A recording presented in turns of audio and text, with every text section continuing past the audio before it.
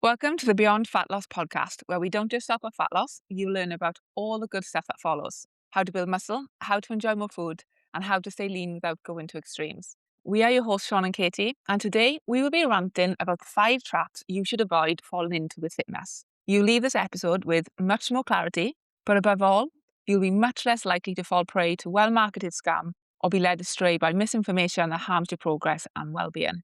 When these things pop up on your social media feeds, you can just scroll on by without all the confusion and self-doubt that these methods stir up. We've chosen what we believe are the 5 biggest traps to look out for in 2026. In no particular order, these are: Number 1, mismarketing of body recomp instead of multi-phase journeys. Number 2, demonizing foods. Number 3, over-exaggerated claims. These are things such as reverse dieting, the best or worst exercises, or this is 10 times better than something else. Number 4 are buzzwords or trigger words designed to provoke an emotional reaction into thinking you need something that you don't. Number 5 is the GLP-1 trap, which is quickly becoming a quick fix, and there's many false claims being made for and against them in the media at the moment. Ooh, I'm excited to get stuck into this one and have a good chat about all of these. And a good rant. Yeah, good rant. That's Can't probably beat a good more rant. appropriate. Okay, so let's kick things off with mismarketing of body recomp.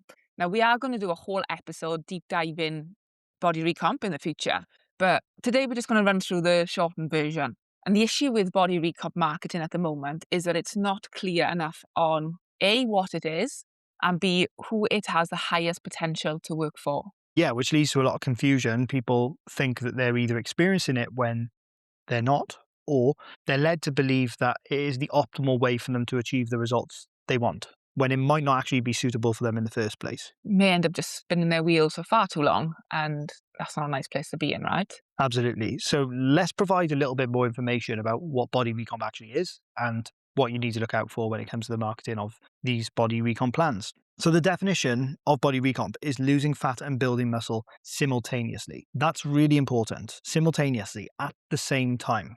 That's specifically what body recomp is. It's not losing fat, then building muscle.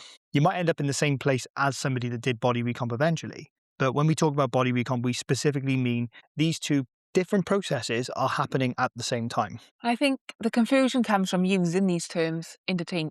And I can understand why many people get confused by these terms and think that body recomp is perhaps the optimal approach to changing your body composition. Because let's be real, it is everywhere at the moment. It is everywhere. And even us as coaches, we've questioned this, haven't we, Sean? And we've had to deep dive into it, look at the research to really back our knowledge in what body recomp actually is and what in comparison to doing a multi-phase journey, for example. So if we were confused and we had to deep dive it and look into it a little further, then I can only imagine what the public think, right? Yeah, because the reality is, it's one of the most common combinations of results you hear about when you speak to anybody about their goals. What would you like to achieve?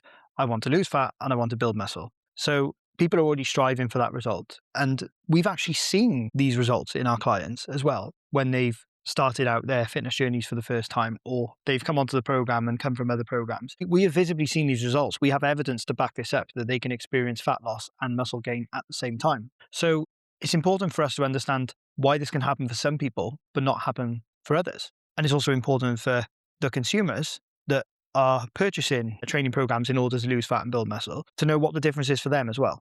Are they likely to experience this or not? So they don't get sold into a program that isn't going to be able to deliver the results they want. Absolutely. They're different processes, right? Yeah, exactly. So difference is that a multi-phase plan looks to split up the fat loss phases and the muscle building phases.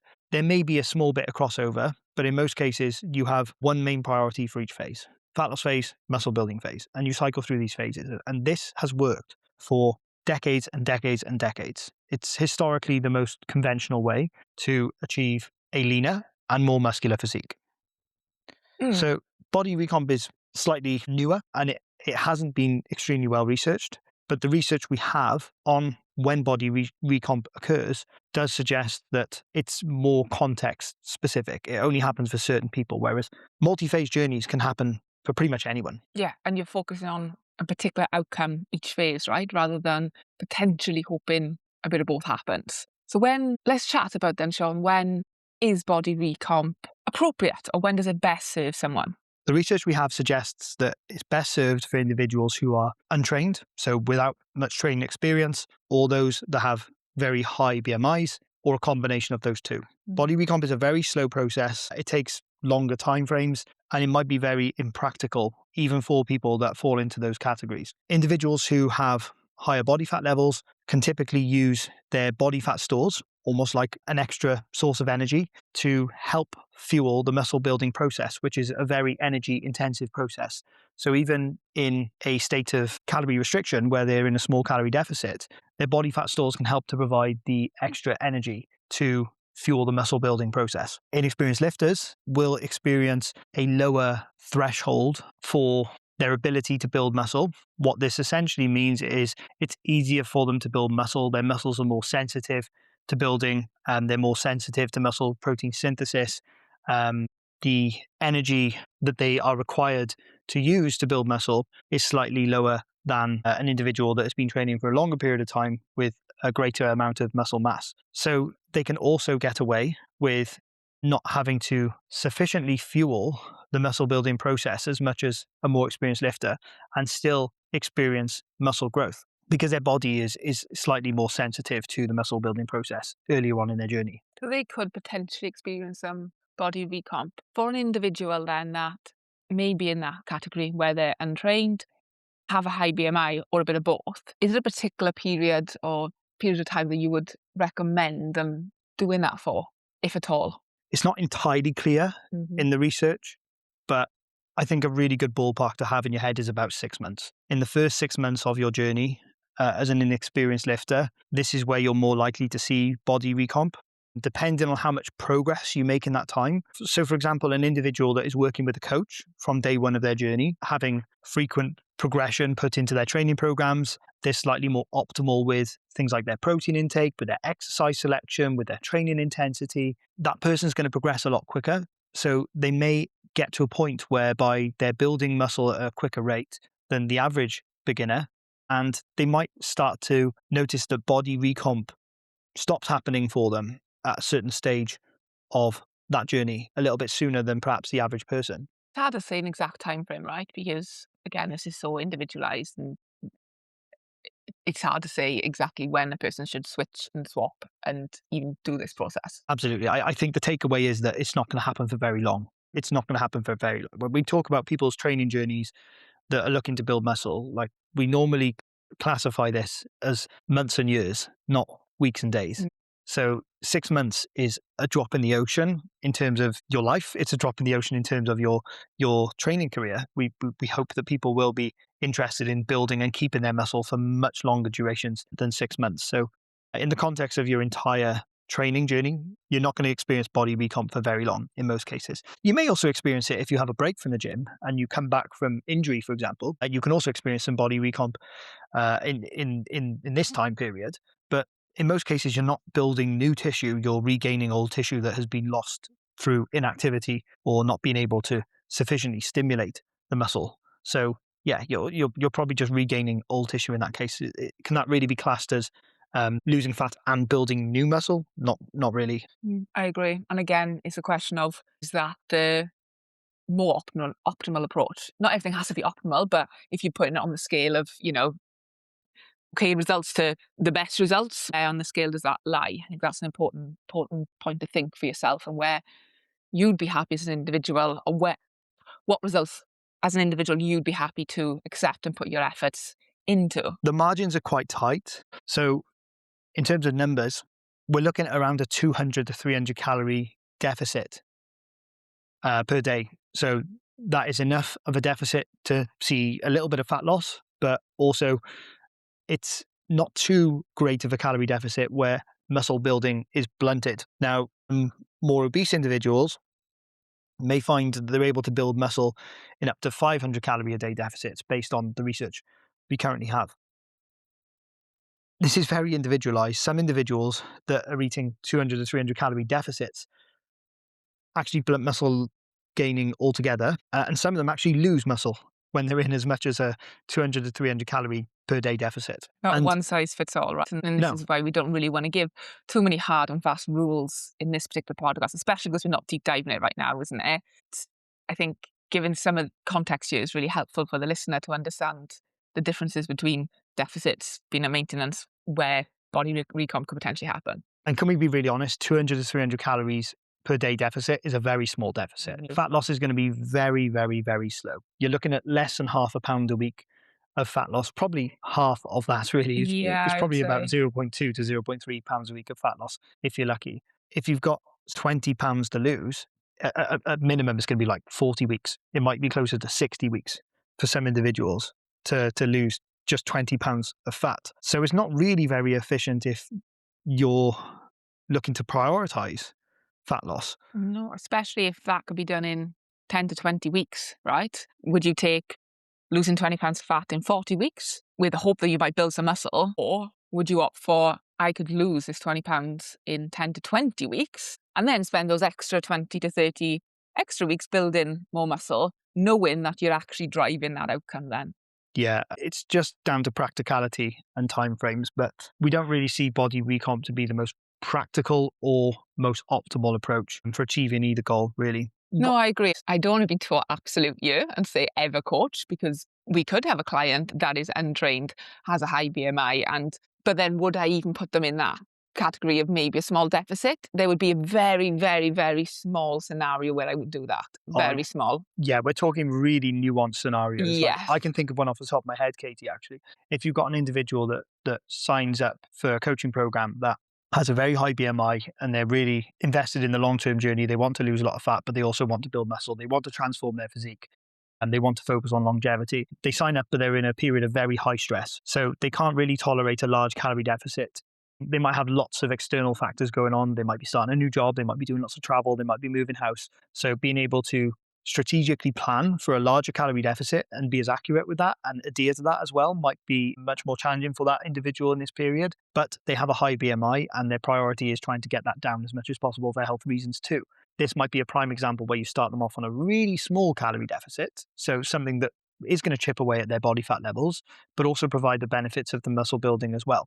Also, can I add to that why that would be a good option for that person? Because, right, they've got all those stresses around. Let's be real, this person probably hasn't got the most healthiest habits in place, probably hasn't got the best relationship with food. Those skills and habits can be embedded and built, and a great foundation can be set then. So when life is a little bit less stressful, you can pull that trigger to put them in a more of an aggressive approach to speed up fat loss, right? Yeah, what I wouldn't do with that individual is I wouldn't start them off on body recomp and aim to keep them there for extremely long durations. Mm-mm. Unless, of course, they're experiencing great results and they love it and Yeah, they're happy with being that patient. absolutely. It's nuanced, right? There's so many variables to consider. There is. As a coach, I would still encourage them to try and speed this up because Mhm. I think there's more to be gained in the long run by getting through fat loss a bit faster. So, on a positive note, it can teach people to be a bit slower. It can teach people to experience more patient progression. But why we're advising people to be mindful of this and to pay attention to what body recomp really is because there are a lot of body recomp coaches popping up now that can easily leverage very slow rates of progress to lock people in to very long plans that produce very suboptimal results. But because it's packaged as body recomp is naturally very slow, these people expect to be in there for a long time. They don't really know how to tell the difference between what is a good average result and what is slower than the average result. And therefore, they are very trusting over these coaches that are telling them they're going to get what is quite frankly a golden result, losing body fat and building muscle at the same time. God, who wouldn't want to do that if that was accessible to them? The point is that it's probably helping the coaches out more by having this client there, paying their bills for as long as they're there. And it's not entirely necessary. And it's also not achievable for most people. But also, do these individuals who are following body recomp even get to their end goal after that time period? I'm going to argue that probably not, right? Probably not. So then what does that do for people's relationship with food? What does that do with people's relationship to their fitness journey, to lifting weights? It's not going to breed breed a positive environment, is it? It's going to feed into, well, this doesn't work for me. Why am I bothering doing all of this, eating healthy or whatever they're doing as part of the body recomp when they're not getting the results they want? Because let's be honest, we all want results from whatever we put our efforts to in life. So if we're not getting those results, eventually we're going to start hating the process or having a really bad relationship with the process. Absolutely. I think people underestimate how motivating results are and how much they can encourage you to take that next step forward and do something that is slightly uncomfortable, that is slightly unknown. I think that far too many people will start body composition. Many people will start body recomp plans, realize that, oh, I can actually keep this up. It's not that challenging. The calorie deficit isn't that great. The training hasn't been upgraded to be more intense. The training hasn't been supported by more nutrition. You haven't had to deal with those mental barriers of, okay, so I'm going to be starting to eat more again. My scale weight is going to be going up a little bit more. I'm going to start to feel like I'm consuming greater quantities of food than what I'm comfortable doing. You don't have to go through that mental or psychological barrier that a lot of people need to overcome when it comes to long-term muscle building. The results aren't there, which should be a red flag to a lot of people, but people also get very comfortable being uncomfortable. They get familiar with a certain process and a certain way of doing things, and naturally that feels safer to them to stay doing it, even if they're not getting results. We see this in research. Humans don't like change, really, right? Yeah. We like to know. No, we like what we know, and we want to have confidence in what we know. So anything that either presents a change to us or challenges our bias, we naturally switch off to. Yeah, absolutely. As we keep saying, muscle building is a long-term journey. Fat loss should be a short-term process, really. And body recomp, if you are going to try and aim for that, losing fat and building muscle together, this should also only be a temporary process. It should be a short-term process, because otherwise you're probably going to find yourself feeling quite underwhelmed with the rate of results that you get. Or worse, you might get a regression in results, because whilst you might be able to chip away and lose a very slow amount of fat, eventually your muscle building is going to hit a standstill. It's not for slightly more experienced lifters. Indeed, fully. It's not accurate to say that advanced lifters or leaner individuals cannot experience body recomp. That was just on my mind, actually. I We was can't say thinking, for sure that we they mentioned can't, that. but it's become so widely accepted that it's not the best approach for either losing fat or building muscle. And there's such a limited amount of research on experienced lifters doing body recomp that we wouldn't necessarily promote it for that population. There are still pockets of people in the limited research that we have that do lose muscle even on very small calorie deficits. And if it's not necessary, then, and if there is a risk of slowing down a process which is already very, very slow, then why would we not just take the better option, which is to dedicate an entire phase to building muscle and getting through fat loss faster so we can save more time and put that back into building muscle itself. Absolutely. And there's more that comes with that then, right? You're not constantly in a small deficit the whole year round. You get more fuel, you get more flexibility with your food. And again, I don't want to keep going on here because we're going to do a whole podcast on body recomp at some point, right? Because I think we just done one. It was a bit more in depth than I thought we had planned, but hey ho, that's how we roll, right? That's how we roll. We tend to get a bit passionate about a topic and we dig deep with it. But the reality is there are other options out there and probably better options. So don't be afraid to explore them and challenge your own biases sometimes, is what I'd say. Next topic. Shall we go for demonizing foods next? Shall we have a little chat about that? Oh, let's do it. I keep saying chant, but it's a bit of a chant. I put chat and rant in one Let's word there. Let's do it. It's a chant. I'm not going to start chanting. That sounds like some ritualistic circle gathering over sugar is bad. Okay, back to the point. Right then, demonizing foods. Do you want to kick us off with this one, Sean? God, I mean, I got to try and keep this somewhat PG here, but just want to say, right, if a video is being filmed in a supermarket by some idiot with a videographer following him around a supermarket and they're picking up packets of food and going, oh, this is toxic, don't eat this is toxic. Just ignore them, right? Don't give these people any airtime. Don't comment on their videos. Don't share it with somebody so they can start to pick it apart. Give these people the smallest possible amount of attention that you can. Ignore them because all they're doing this for is attention. These are not mentally sound people. They cannot read evidence. They do not know what they're talking about from an evidence-based perspective. They're not helping people to make better decisions with food choices. They're creating fear-mongering, isn't it? They're creating fear. They're creating paralysis by analysis when it comes to taking ownership of your own nutrition and your own diet. And they're not helping anybody but themselves. I guarantee every single time you see one of these influencers, so-called health experts doing these types of videos, they're all trying to lead you to a book, a product, a coaching program, or some sort of service which they're offering, which, by the way, isn't evidence-based, that they're using all these scaremongering tactics to try and encourage you to buy. It's not pro-choice, is it? It's the opposite to pro-choice. That's not a healthy way to live. You want to be able to be armed with your decisions and know whether you're making the right choice for you, not based on someone saying there's toxic ingredients in a banana, for example. Let's try not to allow our bias on this, though, to completely ignore the other side of the conversation. Let's try and add some balance to this. So, where do we stand with these artificially processed foods and trying to get more whole foods in our diet? Because let's be real, should we try to limit the consumption of artificially processed foods and eat more whole foods in our diets? Absolutely. We're here for that, right? But our liver is more than capable of doing its job and getting rid of a trace amount of food colouring, preservatives, or pesticide in most cases.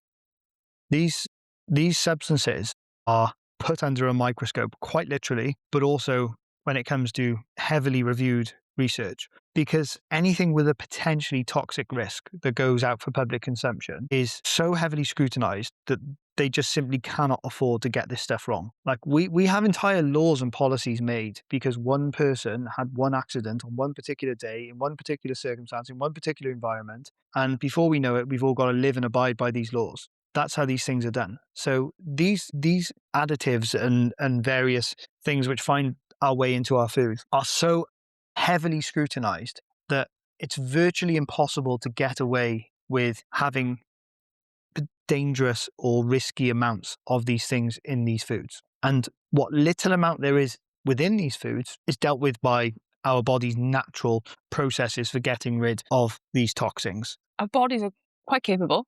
It blows my mind how amazing the human body is, actually. We've got organs that are more than capable of managing all of this for us. Yes, we should be looking after them and providing them with as much nutrition. And of course, we still need to be looking after our bodies, right? And giving it good quality nutrition so it can do its job effectively. But if you are doing that, then your body, and you're a healthy individual, of course, your body's going to be able to do what it needs to do pretty damn well. Pretty damn well. We also hear, Sean, quite a lot.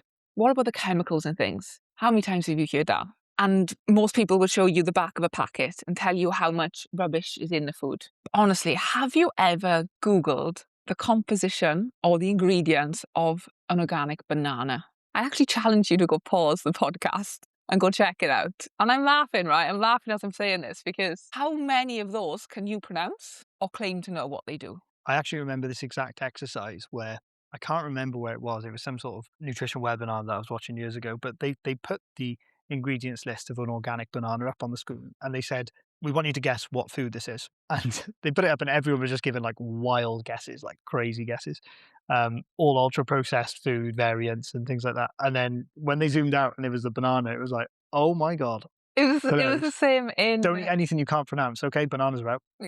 same with blueberries. I in the Mac nutrition lectures, one of them in I think is a second module maybe. They done the same with blueberries, and it's just go do it. If you haven't paused the podcast, go do it. Go Google a banana or a blueberry, and be blown away. Look, ultra processed foods get a bashing, and there is some rationale to that argument, right? Hmm.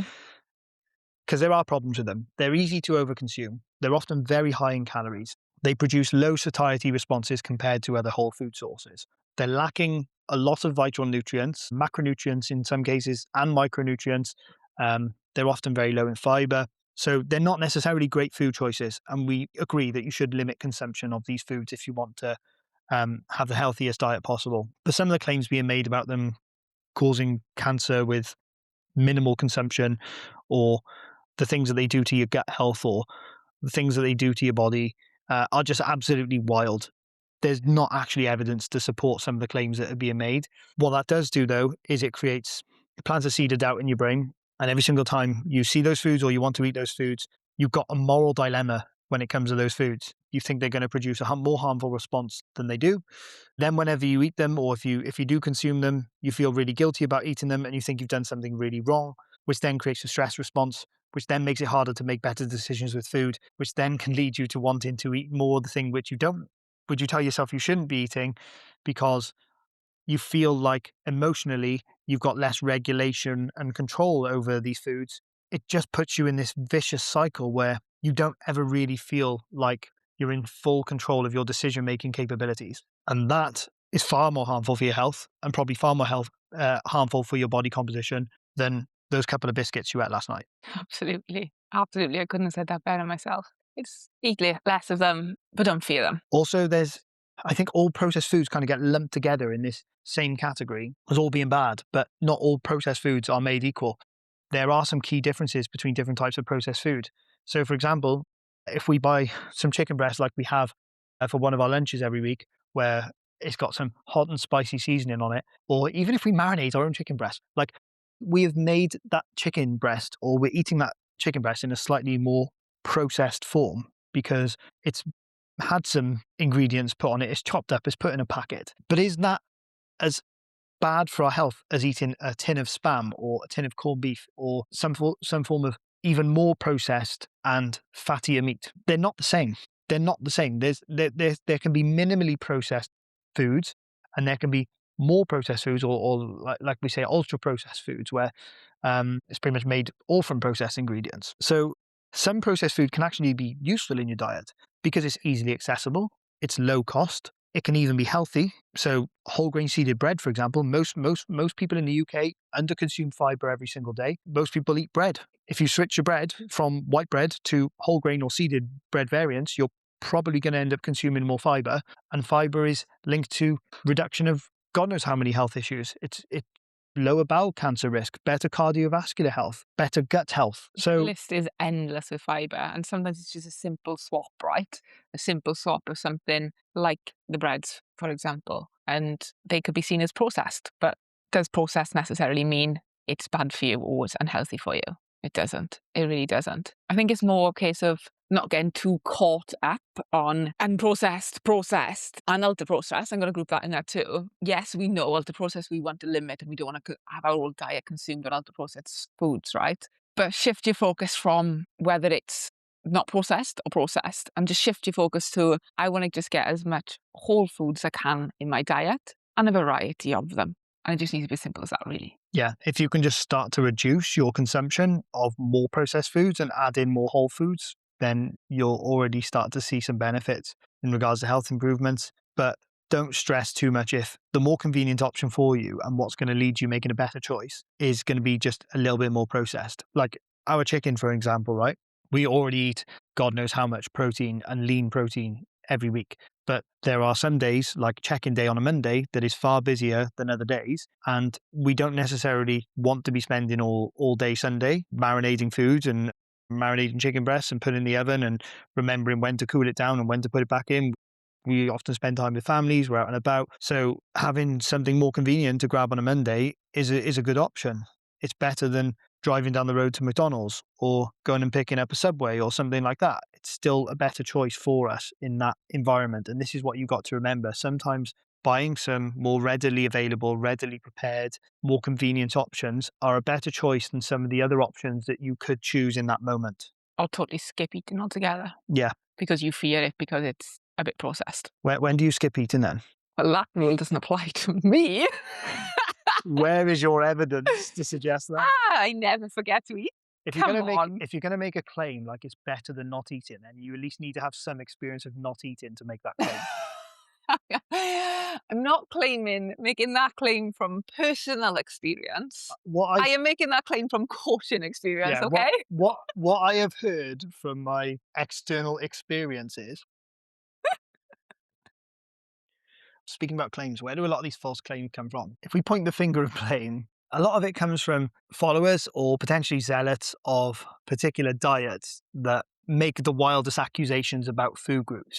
I think common sense often suggests that when you hear about what some of these diets are, you automatically think they're a bit nuts to begin with. So the only way that the diets can win more followers and win more supporters is by making equally wild claims about other food sources or other food groups or other diets to kind of level the playing field a bit more. And there's some wild ones out there, right? Real wild claims of diets that I guess as people, as a nation, we want to believe because it's an answer to our problems. It's a new answer to our problems, something that we can attach to and maybe get a different outcome from. But let's be real, who's actually benefiting from the diets with, let's call them labels? Who's actually benefiting from those diets becoming popular? Is it really you and me or our listeners, or is it the people selling that particular diet?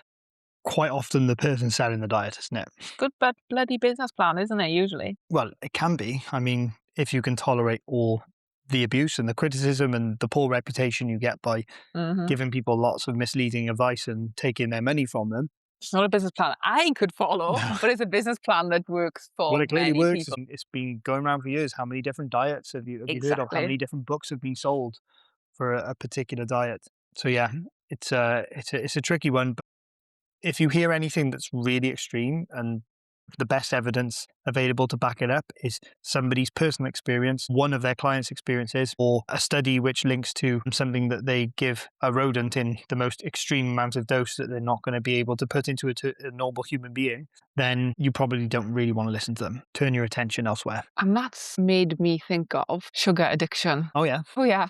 Yeah, because the studies that you were talking about then with rodents and given extreme amounts, etc. And how many times have we heard sugar is addictive? And how many times has this been scrutinized and researched? How many times have we heard sugar is addictive and that's the cause of all problems? It's addictive, so we can't stop eating it, we can't stop consuming it. And sugar is inherently addictive. Now, sugar is particularly powerful at activating reward centers in the brain. So, in other words, we enjoy experiencing the dopamine hit. There's no hiding behind that, right? It's an addictive behavior pattern. Makes us feel good when we eat it. Yeah, we get a good feeling from it. But that doesn't mean sugar has addictive qualities itself, right?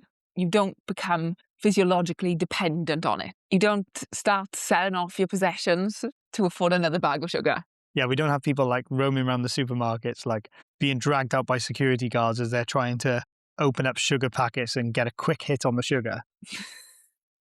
Yeah, we don't have any sugar junkies running around, do we? No. There's not people like grabbing bags of sugar and sprinting out the supermarket through the doors. Stop, wait, bring back the sugar. These damn sugar junkies. It's not how it works, is it, guys? No, it's really not. And that's been shown time and time again that sugar is not addictive in the same way as drugs like heroin, for example. No, exactly. When you look at like the signs of addiction, withdrawal symptoms are one of the things which define addiction. And when you stop consuming or have an exposure to that substance, you get withdrawal symptoms. We don't see that with sugar. No, Katie, you craving chocolate. So I just noticed a look across as if to say, but my chocolate. No. You're not getting withdrawal symptoms from your chocolate. I know you can be very moody if you've run out of chocolate, but that's you having your lack of dopamine or your taste response. It's not withdrawal. No, I'm just really love the taste of it. Always have, always will, and I'm going to own it. I actually think it's quite derogatory and shameful to compare sugar to something as awful as actual drug addiction. Drug addiction, like in any form or any form of substance addiction, it can ruin lives. It ruins people's lives. It ruins the families' lives. Like it has a huge impact on society. And for anybody that's had or knows of anybody that's had experience of that, like to compare something like sugar to those, I think really diminishes how awful these addictions are. So just stop and think before you start saying sugar is addictive, because A, there's no evidence to support that claim, and B, it's quite undermining to the people that genuinely do struggle with this stuff in life. I agree. And I think empower yourself, because sugar isn't addictive in nature. It's, like we've already mentioned, it's more of an addictive behavior pattern. And that is something that you can recognize as an individual and use to your advantage to either better your health or achieve the goals that you want to achieve. Yeah.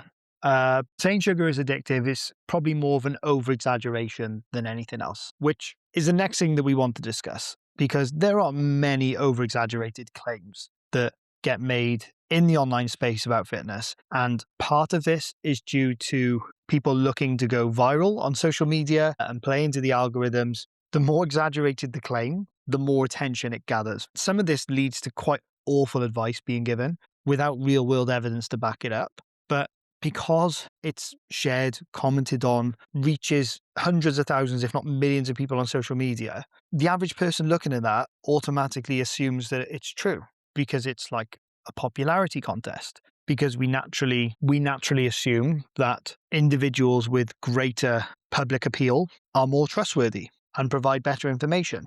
but that's clearly not always the case. There's many of these over-exaggerated claims in the fitness world, I think, isn't there? And we'll cover a couple of them, I think, in our rant today. And one that really does get me is this one can be quite confusing for people, I think, right?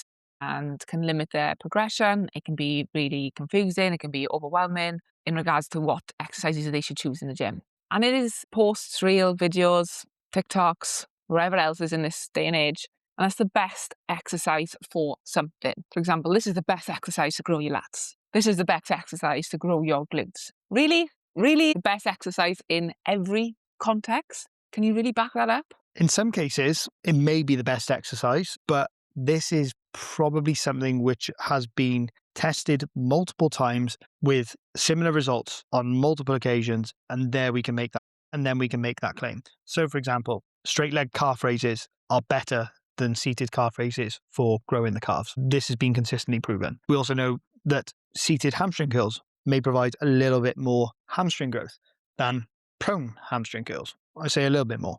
Prone hamstring curls are still a great movement. So there are some cases where two exercises are being compared directly and repeatedly, and there's more growth in one exercise compared to the other. But again, does that make it the best in every single context? Some gyms don't have the other options. There might be certain issues with equipment availability when you're in the gym at that particular time. So context matters, right? Absolutely does. Absolutely does. Or somebody might just prefer that movement.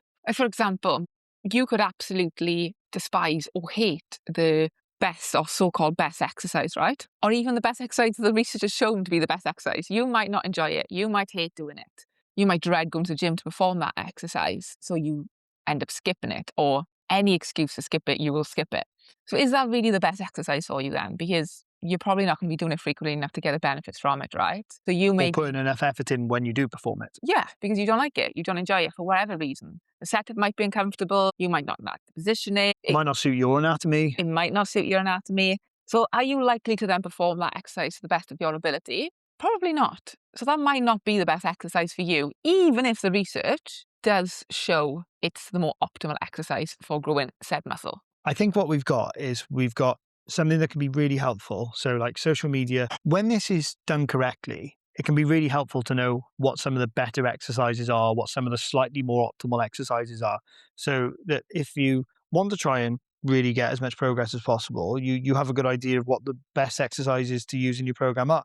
But I think it's just gone too far the other way, where because people know how popular this is and how helpful this can be for people, they play this game where they're constantly trying to reinvent the wheel and come up with something new and alternative to stand out and to attract more attention to themselves. TikTok Timmy, age 17, who's made a name for himself in Pure Gym, seems to have found the best tricep exercise that all the lifetime lifters and those working in hypertrophy research have completely missed. I don't think so. I don't think so. But TikTok Timmy's gone viral, and the guys like Brad Schoenfeld and Eric Helms are too busy flying around the world to deliver world-class webinars on hypertrophy research to really test whether putting a cuff on your elbow and standing at a certain amount of degrees away from a cable stack is more effective compared to just doing a normal tricep pull down. TikTok to me. But it is though, isn't it? It's like sometimes I just think, do you know what? Just take a look at where you are at your stage of your journey and take a look at everyone else that has gone before you, that has been doing this for a really long period of time, that have been there, they've got the medals, they've earned the stripes, and really ask yourself, is what you're doing right now going to be respected by all of these people as being better than what they've done? Like, are they really going to take that advice from you? Can you honestly say to these people, well, you've messed up because you haven't been doing it this way. My way is better. I don't care if you have 30 kilograms more muscle mass than me. I don't care if you've been training for 10, 15 years. I don't care if you're lifting 3 times the amount of weight. I'm right because I I feel watched this YouTube video, I feel the burn, and I'm now following a more scientific based protocol. No, please have some respect. well said. Well said. And that makes me think of some other videos that go viral, right? And it's the claims that something is 10 times better. And these are quite often particular exercises are 10 times better than another exercise. I see these a lot with the glute exercises, if I'm honest. I don't even know what some of the fancy bloody exercises people come up with, like a side Bulgarian split squat, holding your dumbbell above your head or whatever they come up with, is better than a standard split squat or hip thrust for your glute close, right? Or even better, 10 times better. They're claiming 10 times better. Like, really? Yeah, just can we just have a bit of common sense? Like 10 times better. That's Like, a lot. That's a lot. Imagine your muscles growing 10 times in size because of a particular exercise. yeah, I mean, imagine somebody's glutes growing 10 times more. It would be ridiculous. I mean, I hope it also grows my bank balance 10 times too, because I'm going to need some new shorts. We're gonna need a whole new bloody wardrobe. 10 times. Oh. Maybe a new office chair or armchair. But again, for somebody that doesn't understand the rate of progress that you should expect with training, for somebody that hasn't worked really hard for months and months on end to add a couple of kilograms to your lift, for you to see the visible progress in your muscles in the mirror, you could look at these videos and go, oh, this is 10 times better. I'm going to follow that. But that video, that exercise could be absolute nonsense. It could be something that this person has just made up on the spot for that video. And they put a title on it. And then before you know it, it's going around social media. 3,000 people are copying it and getting absolutely zero progress whatsoever, when the basics and the exercises which have stood the test of time are the ones that are getting the results for everyone else performing them. Yeah, absolutely. Yeah, still blows my mind what I see online, but there we go. There we go. What else pops to mind, Sean, for you in this one with over-exaggerated claims? The one that I'm quite frankly losing my mind over at the moment, which I'm seeing every single day, and it's probably because I'm ranting about it so much. I think I know what is going to come out next. Oh, reverse dieting. Reverse dieting is one of, if not the king of false claims. And again, this is one that could be an entire podcast in itself, right? But the short and sweet definition of reverse dieting is small incremental increases to go from being in a calorie deficit back to maintenance calories. And some of the claims that are being made about reverse dieting are that you don't regain weight when you're reverse dieting. Now, just again, common sense, think about this logically, takes you from calorie deficit with small incremental increases back to maintenance calories, to maintenance calories. Of course, you're not going to regain weight because you're still in a calorie deficit. If you're not at maintenance calories and you are below maintenance calories, whether it's 100, 200, 300, 400, 500 calories below, you're in a calorie deficit, which means you're not going to gain weight. We're not talking about minor fluctuations, we're meaning like average increases week on week. Potentially could even lose weight because you're still in a deficit. So you may still see the scales going down, right? But because you see the scales going down and food's going up, people think, oh, this reverse dieting is magic. Yeah. It's magic. No, it's not. It's just a longer deficit. It's just when you go back to maintenance, because that's the purpose of reverse dieting, to get you back to maintenance. When you go back to maintenance, you will regain weight, because everybody regains weight when they get back to maintenance. It's natural. It's normal. It's positive weight regain, right? It's positive. Absolutely. Not all weight regain is bad. There's no evidence that we have to suggest that reverse dieting stops you from regaining weight when you eventually finish reverse dieting and go back to maintenance. Like, there is no evidence to show that reverse dieting stops people from gaining more weight at maintenance than an individual that just goes straight back to maintenance. We don't have that, but that's what reverse dieting is claiming. Another claim, it restores your metabolism. Where is this claim come from? Who are these reverse dieting coaches testing people's metabolisms? It's a bloody hard thing to do that. I mean, they must have some fancy labs in their gyms to be able to test people's metabolic rates on a week-to-week basis after incrementally putting their calories up by about 120 calories a week.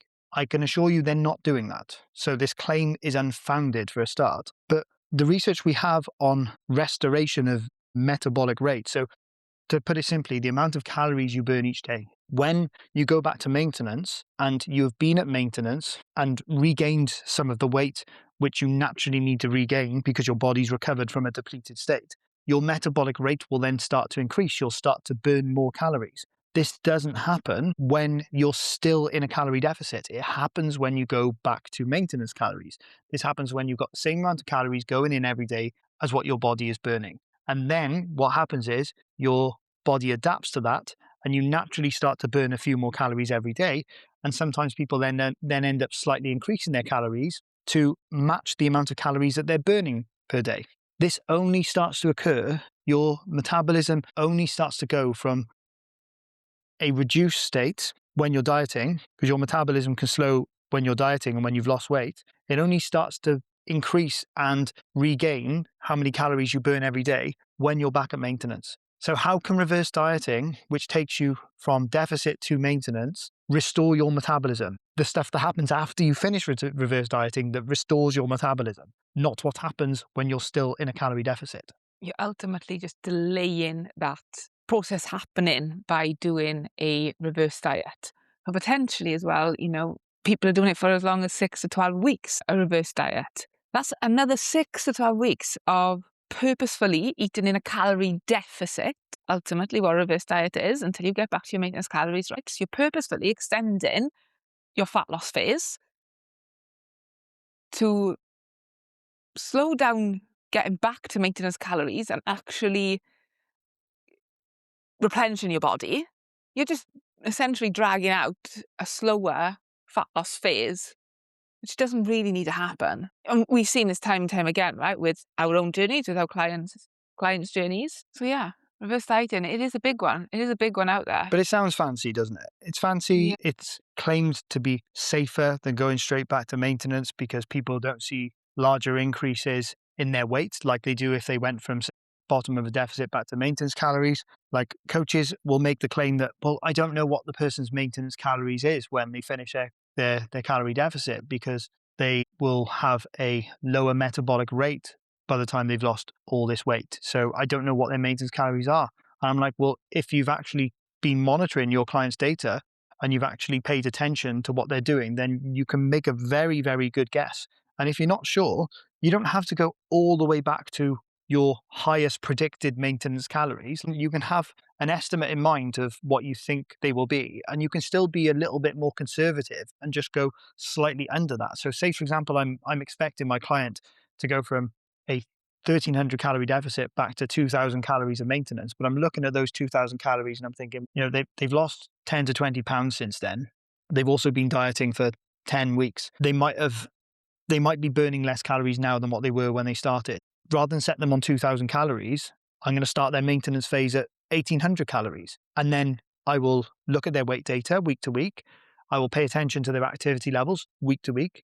And I just gradually increase from 1,800 calories. I don't need to go, okay, so week one, we're going to do 1,420 calories. You're going to eat 30 or 40 grams more carbs every day. Then week two, we're going to do 1,540 calories. No, you don't need to do that. You can just take a much bigger jump, get them closer to the ballpark, assess the response, and then increase from there. But look, I could go on about this for quite a long time. So I'm not going to do that because everyone will fall asleep. But no, I think it's a really important topic because it is another thing that is out there as a fancy strategy that doesn't actually need to be done, right? So I do think this is something we should deep dive in a little bit more depth on another podcast for sure. But I think it's just an important point to raise about what you were saying about taking people from fat loss phases to maintenance and back to that straight away. It's more than just the calories being increased, right? It's supporting people with the emotional needs that come with that, because seeing the number on a scale increase quite a lot for individuals who have been focused on, bringing that down for some time, that can be quite challenging for some people, and rightly so. So you need to be confident as a coach in knowing your client, their journey, how they respond to certain things, to be able to coach that really well. And that takes experience. It takes a lot of care, attention, absolutely communication with your clients, because that is a different, because they are different challenges to what you see in a fat loss phase. But you could save clients weeks and weeks and weeks of time under fueling if you can get that transition back to maintenance done well. Yeah, definitely. And I think a lot of coaches use something like reverse dieting as a bit of a crutch because it is hard to coach somebody psychologically through that transition back to maintenance, seeing some scale weight increase, explaining to them that it's okay, explaining to them that it's normal, explaining to them what to expect. It is challenging, and it does take experience, and it does take knowing your client really well, knowing where their triggers are, and helping them to overcome their biggest fears, which are often, I'm going to regain this all again, and that means that I failed. Because at the same time with them seeing some of these increases on the scales, they've also got all of these emotions of, I've got much more flexibility, loads more choice. Am I just going to absolutely cause a lot of chaos here? A lot going on, all happening at the same time.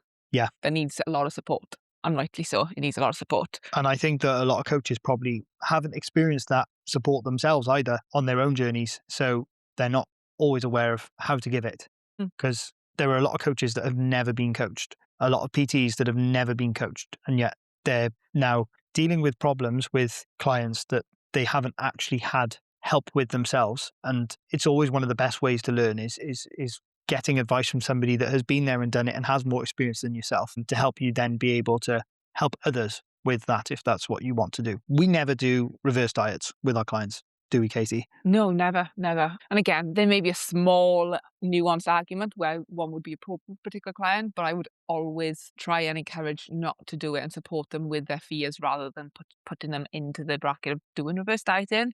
But no, it would never be a tool or protocol that I would promote and really use with clients. And how does maintenance go with our clients, with the experience that we've had? Do you know, I always have a good big smile on my face when I get feedback from clients about this. When we both get feedback from clients about this, actually, because it's a new world to them.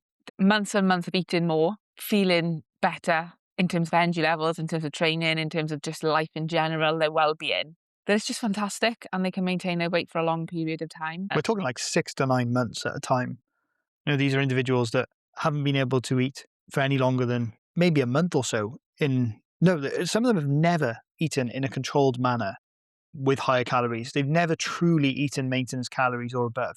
They've had splurges on the weekend, or splurges on social occasions, or splurges on holidays, or through like Christmas period, for example, but they've never had controlled maintenance calories and controlled eating at higher calories for any period of time. And then we're able to help them experience this for 6 to 9 months at a time and consecutively. So 6 to 9 months a year doing that, then a short period of fat loss, then 6 to 9 months a year eating more calories, then short-term fat loss.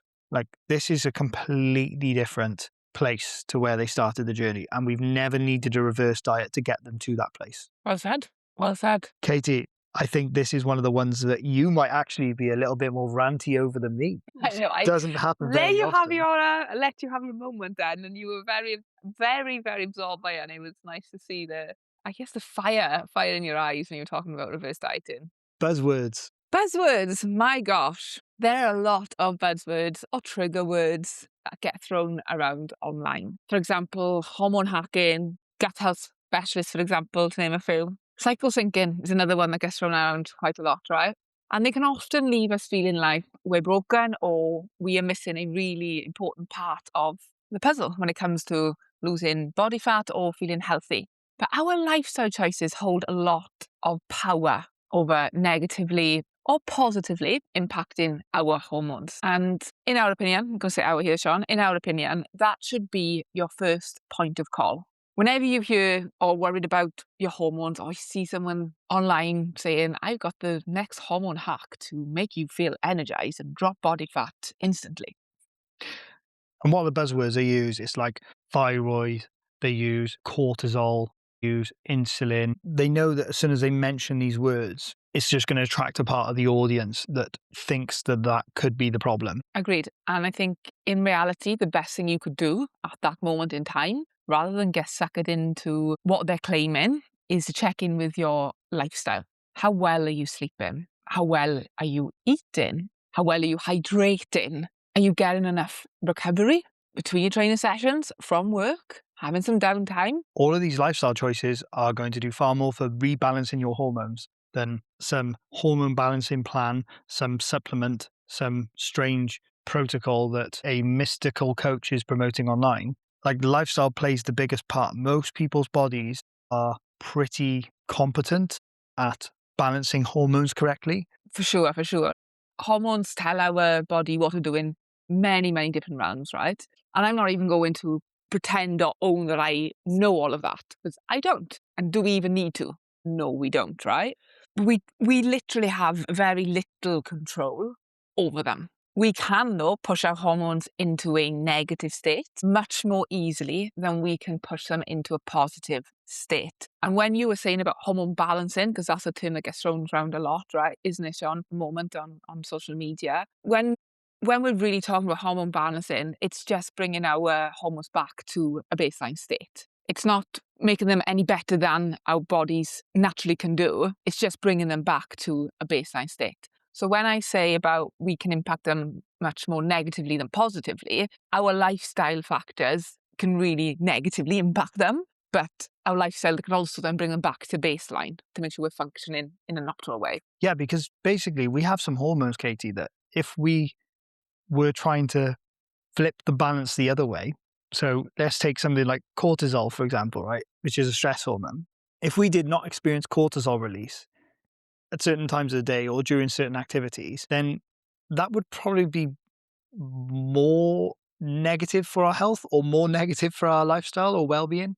Like, imagine cortisol did not help you to get out of bed in the morning and drive you to hydrate yourself and drive you to want to get some nutrition into your body or nourishment into your body at some point. Imagine you're going to do a physical activity and cortisol was not released. You could argue that going too far and suppressing hormones that are naturally meant to be doing their job could actually be worse for health. No, I agree fully. I agree fully. And that still takes us back to the point of what is your lifestyle like that could be impacting this? There's no special hormone hack to make that better. Who is qualified to tell people about hormones? Doctors and endocrinologists, right? They can manipulate hormone levels to treat various medical conditions, manage symptoms, or correct imbalances. But that is not within the scope of online fitness coaches or nutritionists. It's absolutely not. That is medical professional that can help with that. What about gut health? Because I know you love this one as well. Gosh, I'm very interested in gut health, right? I think it holds a lot of power. I really do. And I think we can support that with, again, our lifestyle and our choices of our lifestyle.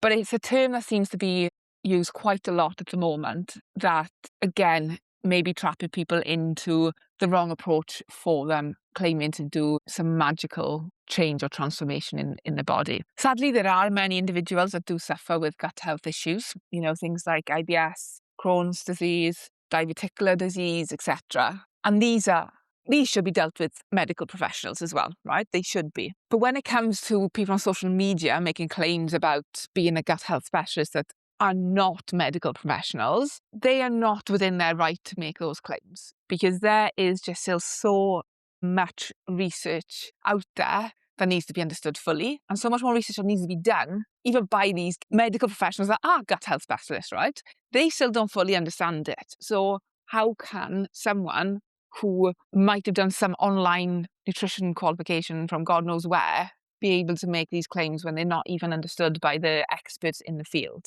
We don't know much about the gut microbiome in general, do we? Not enough to make claims that you can have personalized nutrition, for example, based on certain conditions, on who you are, how you live your life, whatever it may be. There's definitely not enough out there at the moment to make those claims. And is it fair to say that every single person that is talking about gut health online is doing bad? No, I don't think it's fair to make that claim. No, I don't either. Like, for example, what works for one person may work for somebody else. There's also a very good chance that it won't work for somebody else. I think where I draw the line and where I sit with this morally is that it's a bit different to giving a friend a bit of advice because you tried something that worked for you and it might work for them. And you say, well, I started eating more of this food and I found that my inflammation and my bloating was better. So you might want to try this. You might want to try cutting that out of your diet.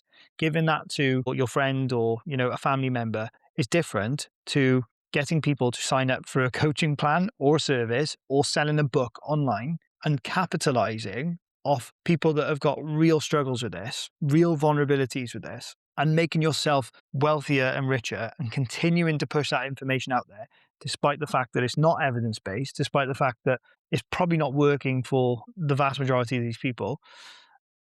There's a line that you're crossing there. You're making out that you have an answer to a problem that isn't reproducible for a wider population, and you're profiteering off it quite greatly. Because let's face it, some of these conditions with gut health are really debilitating. They ruin people's lives. It affects Yeah, them every day. and they would probably do anything to look for a solution for Mhm. this problem. They would probably pay great money to look for a solution for this problem. And unfortunately, the so-called experts and specialists out there, they know that.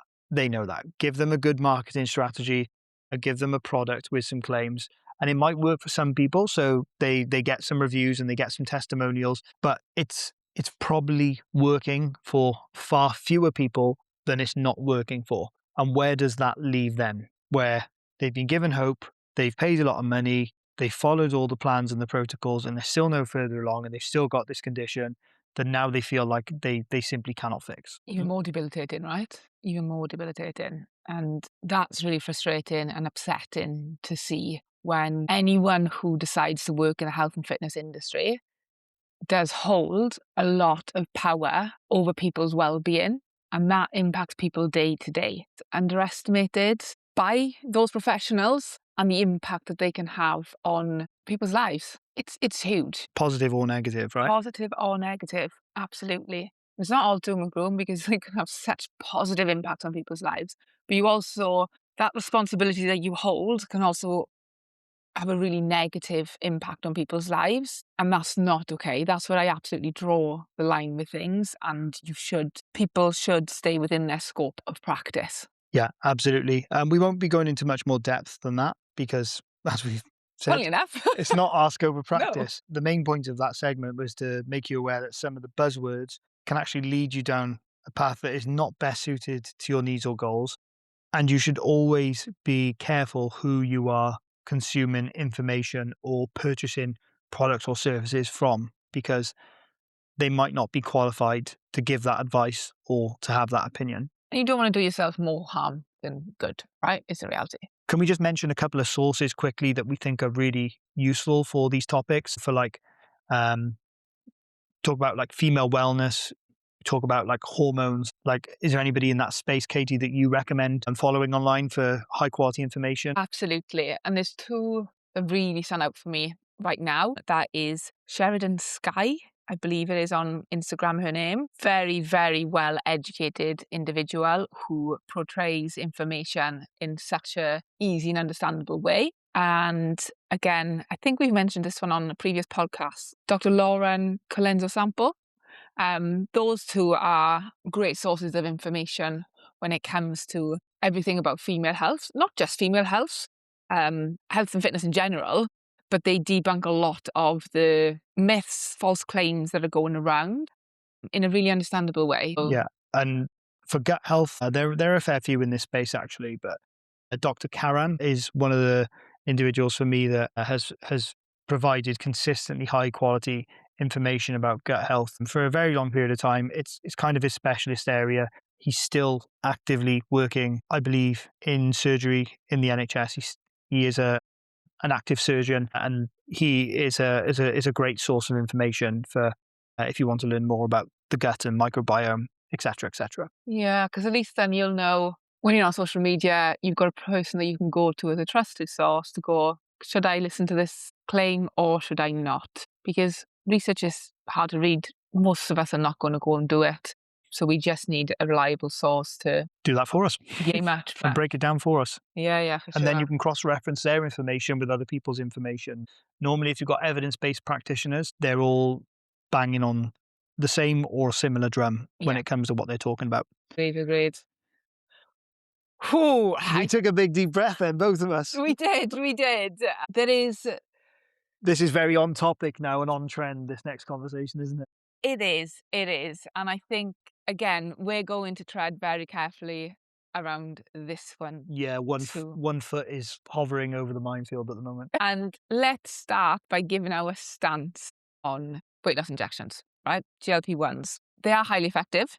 They're very useful to the right person. The benefits far outweigh the negatives. There are questions over long-term implications, endocrine system health. So endocrine system is your hormones, right? Your body's way of producing and distributing hormones. Mm-hmm. So our stance is that for the right person, these are very powerful drugs that can absolutely change lives. There's no denying the potency of these weight loss injections. And there's no denying that they are giving certain individuals a chance at a life that they probably wouldn't be capable of experiencing themselves, because a lot of this isn't down to a question of willpower, discipline, effort, laziness. It's far more complex than that. There are socio-economic factors, there are genetic factors, there are environmental factors. There are many things that are actually outside of their control, and the things that are within their control that they can take ownership of are not enough to cancel out all of the problems being caused by the other factors in play. And these medications for those individuals are essentially an opportunity to give them a slightly more level playing field in terms of the feasibility for them to be able to lose weight and keep it off than what they're able to experience on their own. And I think that's a really, really nice way of putting it, to be honest, Sean. And I agree fully with everything you've just said there. I think it's important to note what these injections actually do, because I've heard lots of assumptions being thrown around about what GLP-1 medication actually do or actually does. Ironically, a lot of it comes from the people that are using the weight loss medications, and they're the ones that are claiming they do something they don't do, which to me is a red flag. I mean, distributing these injections, these incredibly potent injections that we don't know the long-term implications of yet, but yet the people taking them still don't really know how they work on their bodies and what they do. No, they just think they melt fat. We don't go and take tablets, from a pharmacy and go, oh, well, what does this do then? Oh, I don't know. Okay, I'll take it. No, Let's no, hope, let's hope you it know, clears you my don't. headache. Yeah, no, you're right. I'm just blown away sometimes by the actions that get taken, to put that in a polite way. So yeah, first and foremost, these medications, it's important that you actually know what they do if you're even ever going to consider taking them. For sure, for sure. So they essentially act upon receptors to suppress hunger levels and delay gastric emptying. And this is arguably, right, the biggest risk when it comes to dietary adherence, not being able to sustain a lower calorie intake due to increased hunger signaling. And this does differ from individual to individual. It really, really does. But that's what they mainly do. They suppress hunger levels. They suppress your appetite. And increase satiety. One of the genetic factors, which is commonly seen within obese individuals, is that they don't have the same hunger and fullness responses as regular everyday individuals. So, for example, their bodies do not tell them that they're full in the same way that another person's body would tell them that they're full. They might be able to eat exactly the same amount of food, but the obese individual might find that their body doesn't tell them to stop eating when they're full like the other person's body does. And that's something which isn't easily controllable for them with their genetics. This might be something that has been the case for their entire lives. And there's only so much they can do to change their response to that. Their body's in a bit of a dysregulated state Yes. in that way, right? So it's a real uphill battle for them to lose a significant amount of weight because their body's effectively working against them. But the rate at which people can lose weight with GLP-1 medication, with hunger hormone suppression, it can really get them out of high-risk categories for major health issues, right? And that's where they can be really powerful and change lives. Yeah. Or save lives, literally. Yeah, save lives. And that was the main reason these medications were brought to life and used in medicine, wasn't it? To save lives, to get people out of a really tricky situation and give them their life back. So on the flip side then, we've spoken a lot about the benefits. What are the negatives? I think one thing that's commonly overlooked is the period after using GLP-1 medication. It can lead to dramatic weight regain if the lifestyle and behavioural changes aren't made to support long-term body fat management. That's a really big point. And I emphasise the if, right? Because if the lifestyle was changed and adapted and there were behavioural changes whilst taking this medication, that's going to put an individual in a very good place to manage their weight post-use of medication. A lot of individuals will end up on these medications for life, won't they? I believe so. But again, it's not really our area of expertise and it's not our scope of practice. And if you want to understand a little bit more about that, then we recommend checking out Dr. Spencer Nadolski's network. I don't think anything more needs to be said on that other than check him out because very, very informative.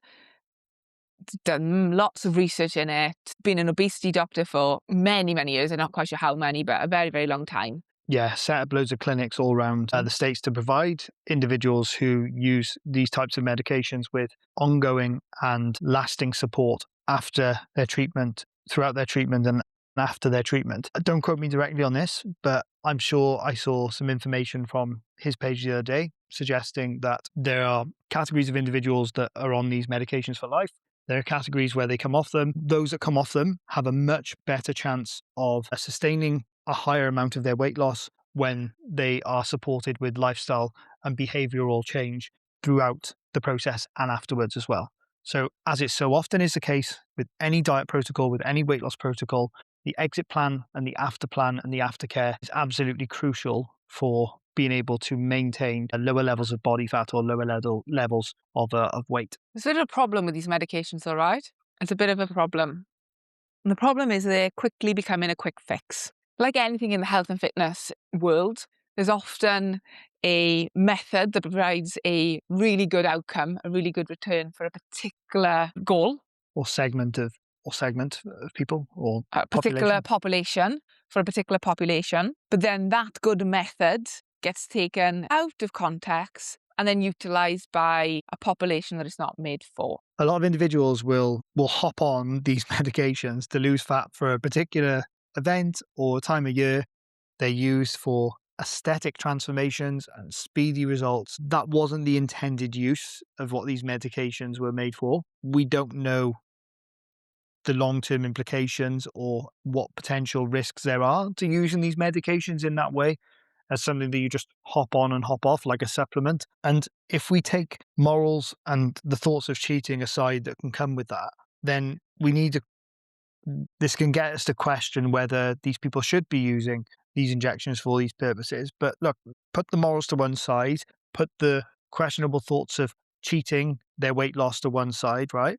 This isn't solving the biggest issue, which is how can the individual avoid needing to go back on these drugs again if they're using them for weight loss or long-term health or a quick fix for aesthetic purposes? What's going to stop them from just going back to normal and ending up right back on these medications again? It's going to be the lifestyle change and the behavior changes which need to happen, because otherwise, every single time they want to look better for a particular event or particular time of year, they're then going to resort back to these medications and they're just going to regain weight again. And over time, if that keeps happening, They're not putting any habits in place to help them overcome the reasons why they got into a situation where they needed to use them in the first place. it's not getting to the root cause, it's not addressing the root cause and supporting that. And I think it's fair to say if that cycle kept happening, that is really going to negatively impact your body composition over time.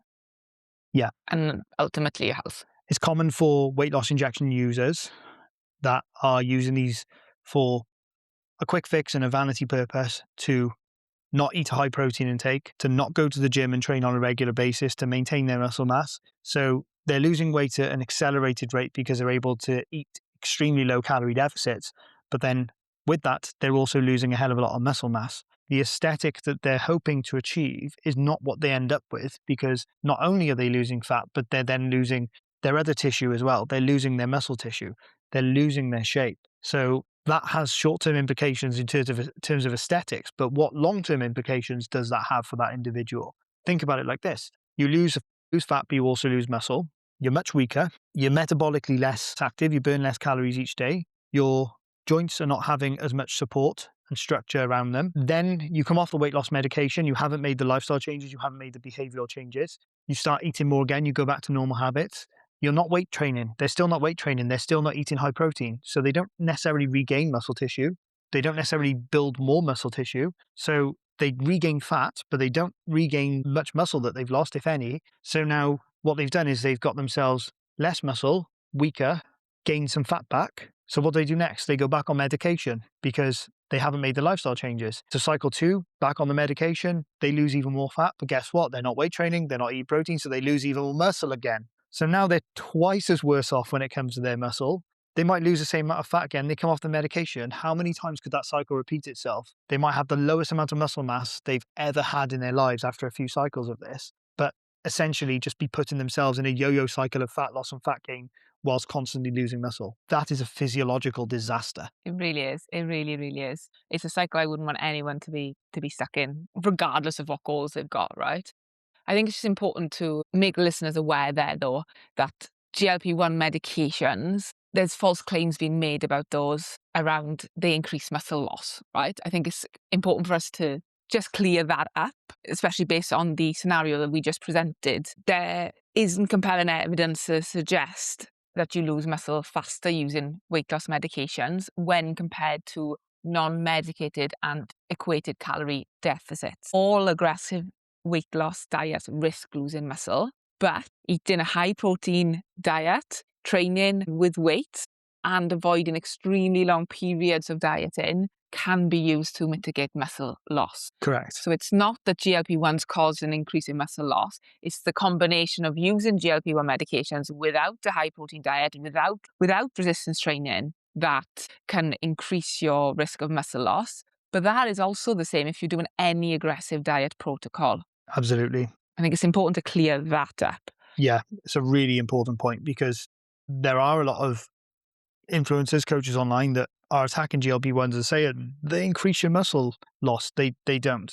There isn't evidence to support that. There's nothing that these medications do independently which cause more muscle loss. It's just simply because the individuals are in such large calorie deficits, lack of protein, lack of training, and they're probably on these medications for quite a long time. Yes, that's where that risk comes then, isn't it? Look, morally, who are we to judge? Who are we to judge somebody's reasons for going on them? It's their individual choice. Lots of people put lots of things in their bodies which are very unhealthy for them and they're accepted in society. Alcohol, drugs in some cases. Let's not be too quick to judge other people for what they do with their bodies. But it's very important to understand that these medications are not one and done strategies for improving your body composition. There's still a hell of a lot of work to be done in terms of lifestyle and behavioral change for you to have successful and positive outcomes in the long run. Yeah, the need for long-term weight management strategies it still exists, right? Drugs or no drugs, that doesn't change at all. And I guess our advice for GLP-1s is to just strongly consider whether or not these are necessary for you. Some of the side effects aren't great. They are expensive. We don't know the long-term risks. And you're likely going to end up right back at square one unless you address lifestyle and behaviour changes alongside their use. Do you think that's fair to say, Sean? Yeah, absolutely. I don't think you could have said it any better than that, Katie.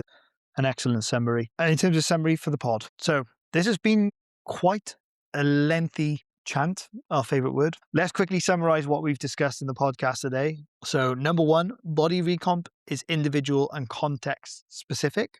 It is likely only available to those very early on in their journeys. Be careful of coaches that promise body recomp for those that are not either very high BMI, very early on their lifting journeys, or a combination of the two. Secondly, focus on a primarily whole food diet. Minimally processed foods are likely fine. Keep ultra processed foods to a minimum. And please, whatever you do, unfollow and ignore anyone pointing to food labels in supermarkets. Your time could be better spent elsewhere. Be very skeptical about over-exaggerated claims being made online. If it sounds too good to be true, it probably is. If it's that good, it would probably have some genuinely well-constructed university-level research to back it up, and it would have been studied and reviewed a number of times already.